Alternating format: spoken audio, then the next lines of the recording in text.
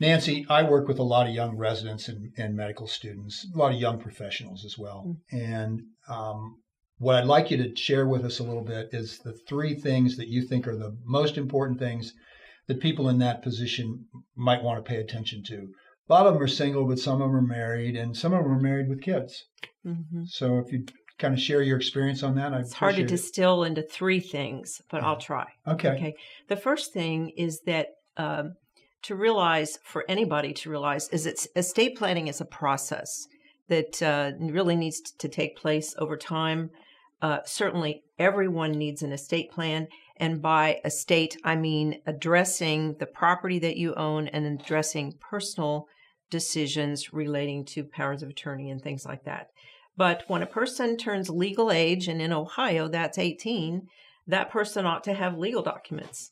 I've done some speaking in high schools, and I've said, if you've got a boombox and money in your wallet, you've got an estate plan. And so, but we're assuming that medical students and residents are going to have a lot more than a boombox and money in the wallet, you know. But certainly, so there are certain legal documents that need to be done really at the beginning of legal age, like a will and a general power of attorney and healthcare directives, a document in Ohio called a right of disposition of remains. Right. That we do those documents for 18-year-olds, whether or not they are married.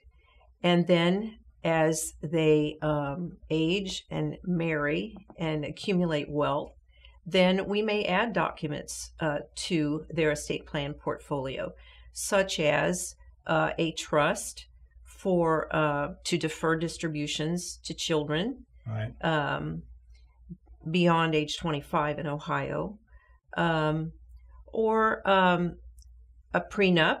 Right. Certainly, and that really gets into, I'm kind of blurring my answer here, but my second part of that three most important things is really asset protection planning. Right. And so as the young doctor accumulates wealth, if she or he is not yet married and going to get married, I would counsel that person to get a prenup. Mm-hmm. For the purpose of protecting what has been accumulated before the marriage from divorce or other unfortunate circumstances. Sure. And then as the wealth increases, there could be kind of a change in the type of trust that we do to address federal estate tax planning. Right. We currently have a $11.2 million individual federal estate tax exclusion amount. So that means that they can have that much in assets and not pay any federal estate tax. That's right. When they die. That's right. Or if they're married, the couple can actually shelter over $22 million from federal estate tax. So it doesn't apply to a lot of people anymore. That's right. It doesn't. Now, that figure has a sunset provision in it. Right. That it's going back to 5 point something back in 2025. Right. Yeah. So basically, the first thing to remember is that estate planning is a process. Oh, and then some documents can be time sensitive. Sure. Like powers of attorney. Financial institutions are skeptical of old powers of attorney, for example. As well they should, because lots changes. That's right. Quickly. That's right. And so what worked this year may well not work 10 years later. Right. In the estate planning process. And people get frustrated by that. They don't necessarily like paying lawyers any more often than they have to. But that is a reality of life. And then also, if the people who are listening to this may move to another state, right, they're going to need to consult with a lawyer in that state as well. Right. So you talked about if somebody had a boombox, and money in their pocket, you date me. I know what a boombox is. We both do. But I think today, we'd be talking about an iPhone and money right. in their pocket. But one of the things that I think of around that is that young people, whether they're 18 or 21 or 25, they're acquiring things. They're in that point in life where they're accumulating personal possessions. But one of the things that we often don't think about is the question of incapacity. I have a story that was related to me by a state attorney of a young person who was a walk-on at Ohio State University. He was in spring practice and he went across the middle to catch a pass and he got hit hard, came down awkward, and was paralyzed, broke his neck. His parents, they called his parents, they took him to the hospital, they called his parents in Upper Sandusky, they came down to the hospital. Well, the hospital wouldn't talk to him.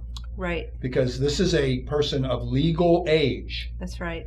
And HIPAA laws don't allow them to share that information. And he was so incapacitated that he couldn't give permission. Oh my. Now, those people, those parents were desperate. Now, at the time, Jim Tressel was the coach at Ohio State University, and Jim Tressel knew a probate court judge, and he called that judge on the golf course and had him come to the hospital and appoint the parents as guardians of their son, who could not answer at that point. Now, the truth is, not everybody knows a probate judge, or not everybody knows someone who can get a probate judge on short notice. Right. And those are situations where those are the things that I counsel my clients, that when they have a son or a daughter who's going off to college, has turned 18, that you need, at the very minimum, you need that healthcare power of attorney for your children, not children anymore, but for your son or daughter at that point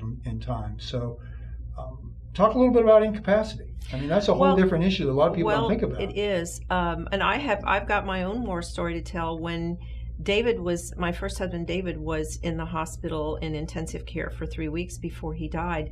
And we had a car title that the registration expired. And I did not have a power of attorney for David because, and that was going to be my third point in your answer to the three most important things, is get specialists, get a lawyer who is a specialist in the area of estate planning. Well, David and I didn't do that. We went through the Bar Association and actually got assigned a lawyer who turned out to be a bankruptcy lawyer. And he gave us exactly what we wanted. We went there for wills, and he asked us what kind of wills we wanted. And he said, well, you want a simple will? I guess, simple will sounds good. Know. We don't have it. Simple sounds good, much, right? But we walked out of there without any discussion of powers of attorney, healthcare directives, or anything. And so fast forward, not even a year later, and I could have used a financial power of attorney to renew the car registration, and I didn't have it. And consequently, I got a ticket, and I ended up in the police station bawling, and making a fool out of myself because Dave was in the hospital and they thought I was this nutty, crazy woman, and that sort of thing. But just something simple like that is so important. Disability will happen to us during our lives before death will, at some stage. The famous cases, now I'm kind of flipping here to healthcare directives, but the famous cases in the United States about healthcare decision making, Terry Schiavo, Nancy Cruzan, they were young women who did not have documents, and the courts had to get involved. And so, and so for that reason, we all need healthcare directives again. And I would mention, most people tend to think of like a living will. And I tell my clients when I meet with them, the healthcare power of attorney is the most important document. That's a document in which a person designates someone else to make the healthcare decisions. Right, and I do the same. Critical. And so your personal experience with the car registration speaks to the point that you need to work with an attorney who knows the area of law that you're consulting with them about. Yes. And there are specialists in law, just like there are specialists in medicine. That's right. That's right. There are maybe 150, 175 of us in Ohio who have gotten the credential certified specialist in the area of estate planning, probate, and trust law. And the Dayton Bar Association has a list of us who who have the specialization. So if somebody's looking for one of those, Yeah. that would be a place for them to start. Any lawyer in Ohio is allowed to write a will, Right. or allowed to write a power of attorney. Allowed to and should are two different things, though. I did an estate plan for a domestic relations lawyer, good friend of mine, and when he looked at the power of attorney, he says, "Geez, this is a lot better than mine."